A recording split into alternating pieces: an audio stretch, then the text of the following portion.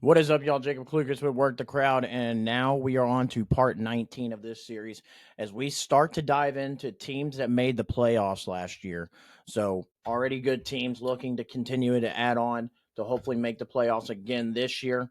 We are on the Tampa Bay Buccaneers. Now, where I think this is where what's realistic, I don't know if Jihad Campbell in real life goes this high in the draft.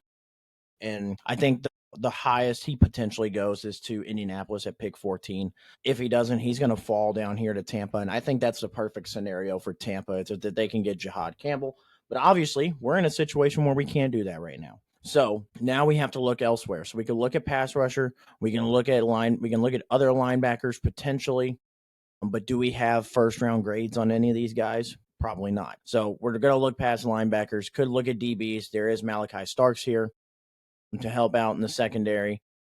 There is other guys like Trey Amos, Benjamin Morrison, Maxwell Hairston to help out in the secondary. We're going to look at pass rushers though, because I think that's where we can get our best value here. And I see Donovan Ezereku, sorry. And I think that's got to be a pick that you look at. James Pierce could be potentially. I'm not a big fan of Pierce because his off the field issues. And I know I've said before, I'm not a big fan of just not picking somebody because of off the field issues, but his stimulates for most of his career. So we're going to go right here with Donovan Ezereku out of Boston College. In the second round, this is where we could look to draft a linebacker. Demetrius Knight still being here is a huge win. I have him rated as the second best linebacker in this class, so we're going to snag him in the second round.